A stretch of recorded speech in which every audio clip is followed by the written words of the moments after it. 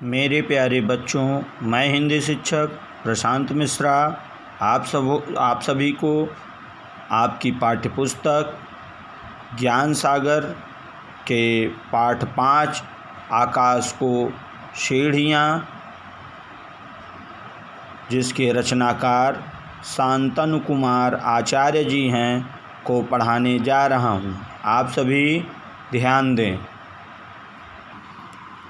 सवेरे सवेरे एक दिन अखबार पढ़ते समय मैंने एक विज्ञापन देखा था। जो रॉकेट पायलट बनना चाहते हैं वे निम्नलिखित पते पर आवेदन करें। सामंती चंद्रशेखर, महाआकाश गवेषणा केंद्र, बम्बई 1। मैं उस समय कॉलेज में पढ़ता था। करीब 2 साल हुए फ्लाइंग क्लब में प्रवेश कर विमान चालक बन चुका था। मन तैयार नहीं था, पर जी चाहता था विमान को आकाश की ओर उड़ा ले जाऊं। पर क्या विमान इतना ऊंचा उड़ सकता है? उसके लिए चाहिए रॉकेट। मैंने फ़ौरन आवेदन कर दिया। मैं आकाश गवेषणा केंद्र से बुलाव पाकर बम्बई या मुंबई पहुंचा। देखा भारत की कई जगहों के अनेक प्रार्थी वहां एकत्रित हैं। उनमें से कई पहलवान भी हैं। मुझे देखकर सब हंस पड़े। मैं अधिक लंबा नहीं हूँ तो क्या हुआ, मेरा मन तो खूब लंबा है। मैं भला क्यों हार मानूं? परेशान न होकर मैं परीक्षण की प्रतीक्षा करने लगा। टन घंटा बजता है। न जाने कहाँ से निकलकर अचानक एक डॉक्टर हमारे सामने खड़े हो जाते हैं। हमें परीक्षा प्रकोष्ठ में ले जाकर वे हाथ से न जाने क्या दिखाते हैं। हम लोगों ने देखा 7 बड़े बड़े संदूक रखे हुए हैं। उसके बाद डॉक्टर ने कहा, सुनिए, ये है स्वर्ग को जाने की 7 सीढ़ियाँ। इन्हें पार करने वाला स्वर्ग जा सकता है, ऐसा हम मानते हैं। उसके बाद उसे रॉकेट पायलट का प्रशिक्षण दिया जाएगा। इतना कहकर उन्होंने मेरी ओर अंगुली उठाई। मैं चल पड़ा पहले संदूक की ओर। इस संदूक का नाम है धूप अंधेरी पेटी। पहले संदूक का क्या नाम था? धूप अंधेरी पेटी। रॉकेट में जाने वाले को अंधेरे और एकांत में बहुत दिनों तक रहना पड़ता है। मैं अंधेरे में रह सकूंगा या नहीं, इसका परीक्षण यहाँ होगी। मुझे संदूक के अंदर धकेल कर डॉक्टर ने किवाड़ बंद कर दिया। धड़ से दरवाज़ा बंद हो गया। देखते देखते धूप से संदूक की बत्ती बुझ गई। उसके बाद घिर आया मिचमिचाता अंधकार। चारों ओर सूनापन, रंच मात्र भी आवाज़ नहीं, जैसे मैं आकाश में हूँ। आकाश ऐसा ही अंधेरा और शून्य है। मैं चुपचाप बैठा रहा। तनिक अंगड़ाई लेने की भी जगह नहीं थी।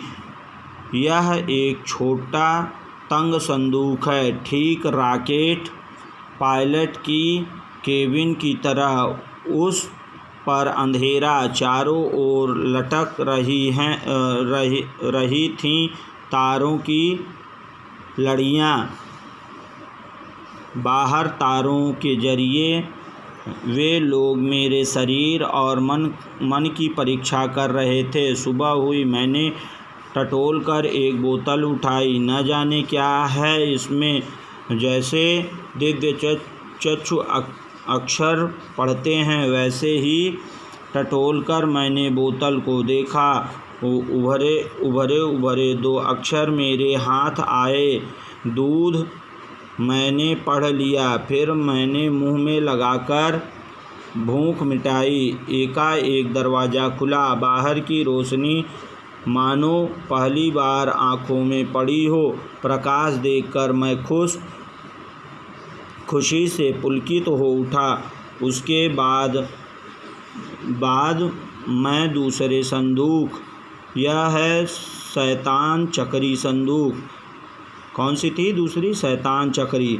इसमें प्रवेश करते ही यह घूमने लगता है, ठीक वैसे ही जैसे रॉकेट पृथ्वी के चारों ओर घूमता है। यदि एक व्यक्ति को एक लंबी रस्सी से बांध कर चकरी के समान घुमाया जाए तो उसे जैसा लगेगा ठीक वैसा ही इस संदूक में लगता है। मैं संदूक में घुसा। डॉक्टर ने मुझसे पैर सिकोड़कर आराम से सोने को कहा। दरवाज़ा बंद करने से पहले उन्होंने मुझे स्विच पकड़ाकर कहा, इस स्विच को दबाते ही बक्से के अंदर की बत्ती बुझ जाएगी, अन्यथा वह सदा जलती रहेगी। जब तक तुम्हें होश रहे स्विच दबाते रहना। बत्ती बुझते ही हम मान लेंगे कि अभी तुम्हारी और घूमने की इच्छा है। बत्ती के न बुझने पर हम सोचेंगे कि तुम डर गए हो और तब हम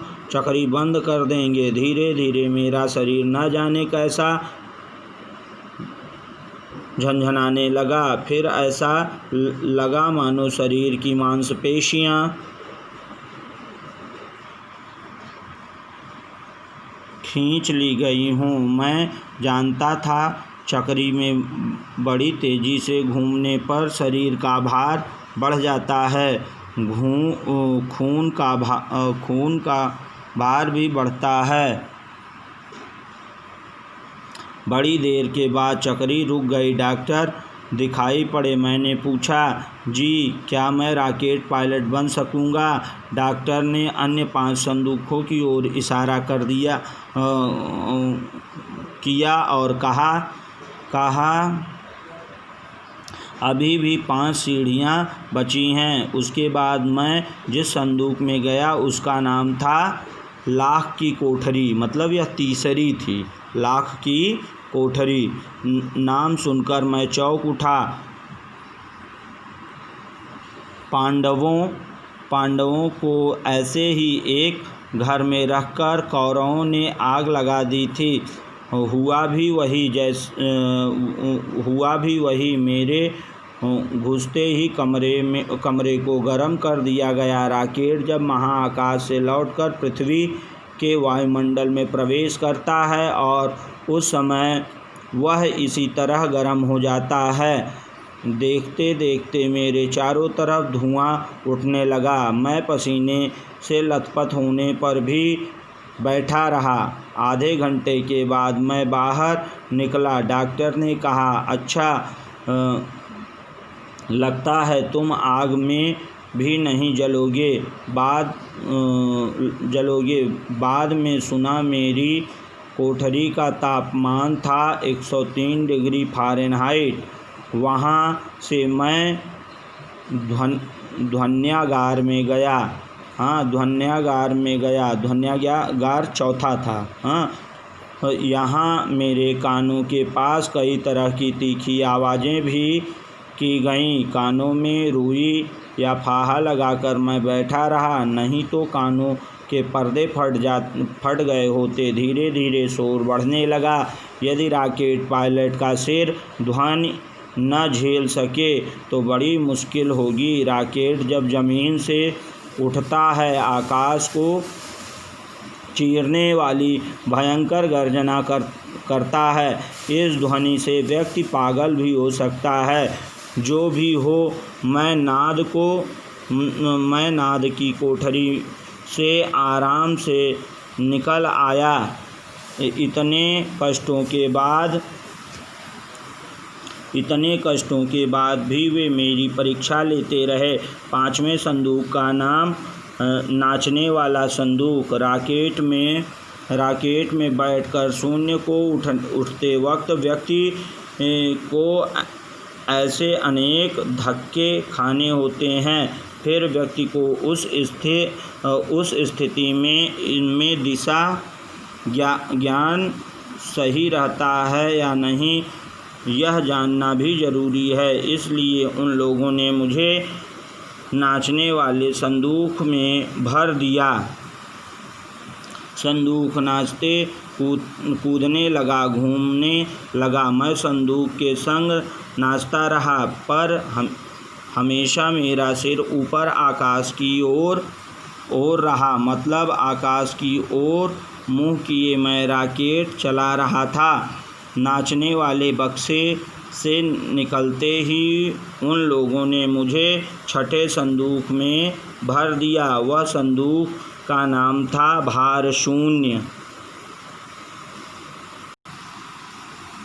भार शून्य संदूक। इसमें कुछ ऐसी खूबी है कि संदूक में घुसते ही देह का वजन गायब हो जाता है। शरीर रहता है पर वजन नहीं। बड़ी तकलीफ़देह स्थिति है। पृथ्वी के ऊपर बहुत ऊंचे जाने पर एक क्षेत्र ऐसा आता है जहां रॉकेट पायलट का देह से भार चला जाता है। अतः जिंदा रहकर भी वह समझ नहीं पाता है कि जीवित है या मृत। 7वीं सीढ़ी है शून्य महाशून्य संदूक। 7वीं सीढ़ी कौन सी है? महाशून्य संदूक। सबसे ज़्यादा कष्ट यहाँ होता है, पर वास्तविक रॉकेट पर चढ़ने का मज़ा तो यहीं मिलता है। रॉकेट पायलट की पोशाक और मुखौटा यहाँ मिलते हैं। पारदर्शी प्लास्टिक का मुखौटा लगाकर यहाँ बैठ जाने पर लगता है वाह, ठीक रॉकेट ही है।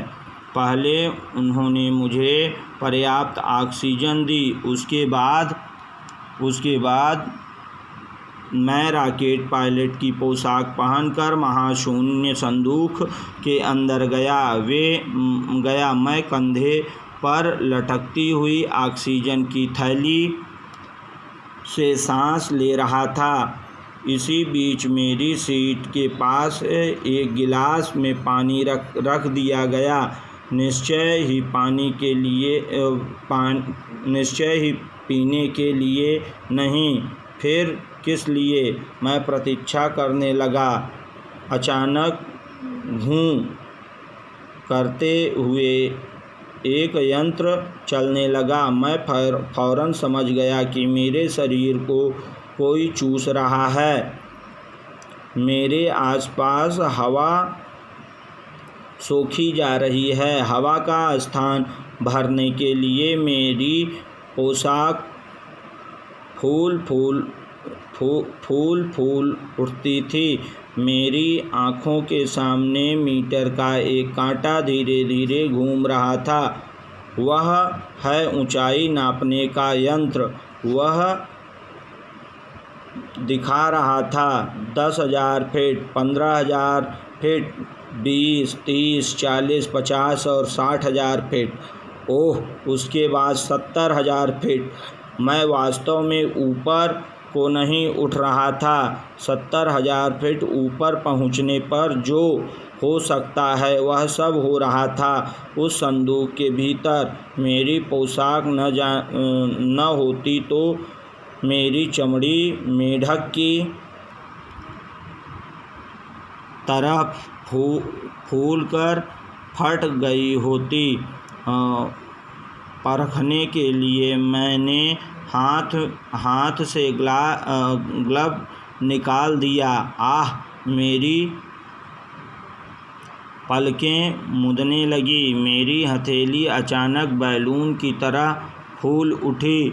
मीटर का कांटा उठा 75,000 फीट। तभी मैंने नीचे देखा। गिलास का पानी खदकने लगा था। तापमान के कारण नहीं, लघुचाप के कारण। 75,000 की ऊंचाई पर पानी नहीं रहता, वह भाप बन जाता है। डॉक्टर ने कहा, यदि पोशाक न होती तो खून इसी तरह भाप बनकर उड़ जाता। मेरी पोशाक में एक माइक्रोफोन भी लगा था। उसे मुंह के पास लेकर मैं अचानक बोल उठा, हेलो, मैं युधिष्ठिर बन गया हूँ। नरक दर्शन पूरा हो गया।